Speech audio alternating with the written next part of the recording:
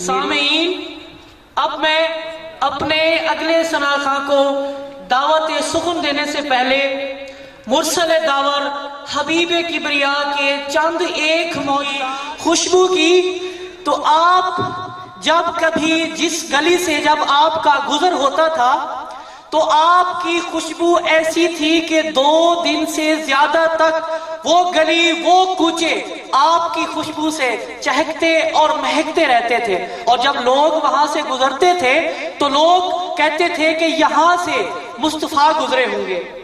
جو شخص آپ کے ساتھ چلتا تھا اس کا قد کتنا ہی کیوں نہ لمبا ہوتا، آپ صلی اللہ علیہ وآلہ وسلم کا سر اور آپ صلی اللہ علیہ وآلہ وسلم کی گردن ہمیشہ ان سے اونچی ہوتی تھی۔ اور اگر ہم بات کریں آمنہ کے لال کی تو آمنہ کا لال تمام زبانیں سمجھتا تھا اور ہر زبان میں گفتگو کرتا تھا۔ اب ہمیشہ دھوپ میں آپ صلی اللہ علیہ وآلہ وسلم کے سر پر سایہ فگن رہتا تھا۔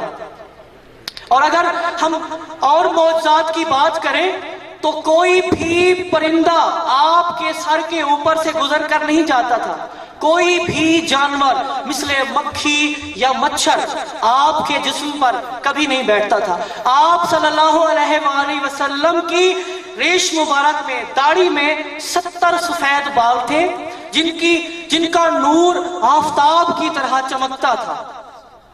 آپ صلی اللہ علیہ وآلہ وسلم کی پشت پر مہر نبوت تھی، جس کا نور جو مہر نبوت آفتاب کی طرح، آفتاب سے زیادہ اگر میں کہوں تو بے جانا ہوگا، اس طرح وہ چمکتی تھی۔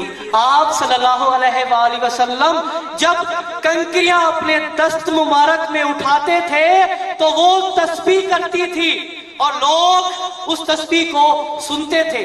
کیا فضیلت، اگر میں درود کی فضیلت کی بات کروں تو کیا فضیلت ہے درود پاک کی کہ اگر دعا مانگنے سے پہلے اور آخر میں درود پاک پڑھا جائے تو کبھی آپ کی دعا رد نہیں ہوتی۔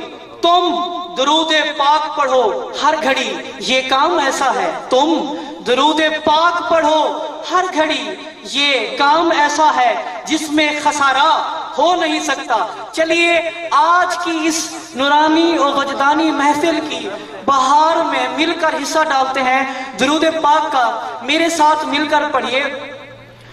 بلغ الاولا بکمالہ، بلغ الاولا بکمالہ، کشف